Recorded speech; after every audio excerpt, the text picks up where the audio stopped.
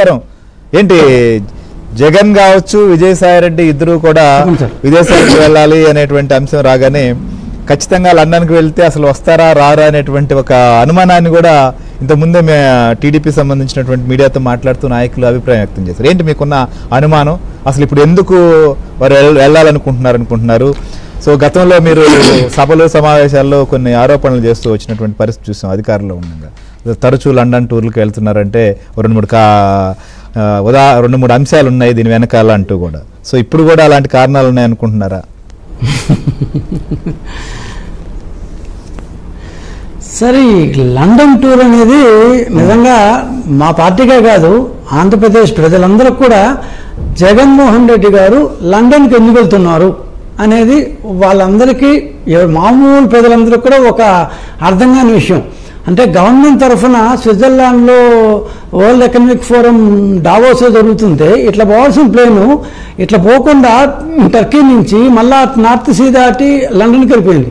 అంటే దానికి ఒక ప్రోటోకాలు, ఒక డిప్లొమసీ ఇది ఏమి ఉండదా? ఉంటుంది కదా, నీ ఇష్టం వచ్చి ఏమన్నా దాని ఏమంటారు మన ఊళ్ళో దాని ట్యాక్సీలా అరే ఈ సైడ్లో పోరా ఇటు వద్దురా బాబు అని చెప్పడానికి. ఆ టైప్లో అతను లండన్కి ఎందుకు 10 సార్లు వెళ్తున్నాడు? ఇప్పుడు జగన్మోహన్ రెడ్డి గారు 5 సంవత్సరాల పాటు లండన్ పోయినప్పుడు మోస్ట్లీ ఆయన డిప్లొమాటిక్ పాస్పోర్ట్ కిందే పోయింటాడు. అంటే ఎక్కడ ఏ విధమైన చెకింగ్లు జరగవు, గన్నవరంలో జరగవు, ఆయన దాన్ని లండన్ లూయిస్ విట్టన్ ఎయిర్పోర్ట్ అనుకుంటాను అది ఆయన దిగేది, అక్కడ జరగవు, వచ్చేటప్పుడు జరగవు. సరే, ఎవరో ఒకరు ఏమంటారు రాష్ట్రంలోనూ పక్క రాష్ట్రంలో ఉన్న పెద్ద పారిశ్రామికవేత్తలు ఆయనకి గంటకి $14,000 విలువ చేసే ఫ్లైట్ని ఫ్రీగా ఇస్తారు, ఆయనకు ఆ పాతవన్నీ ఉన్నాయి. సో ఇవన్నీ తీసుకొని ఆయన ఎందుకు లండన్ పోతున్నారు? కొన్ని రోజులు అమ్మాయి చదువు అని చెప్పినట్టు గుర్తు. నాకు తెలిసి మేమందరం చదువుకున్న వాళ్ళమే. So graduation, post graduation, MS చేస్తే 2 ఏళ్ళు అయిపోతుంది కదా, అయినా కూడా ఎందుకు లండన్ పోతూనే ఉన్నాడు? ఇక్కడ జగన్మోహన్ రెడ్డి ఆన్సర్ చేయాల్సిన క్వశ్చన్ ఏంటి అంటే, కోర్టుకు ఆన్సర్ చెప్పిన ప్రజలకైతే ఆన్సర్ చేయాలి. కోర్టుకు చేయాలనుకోండి, పారదర్శకత.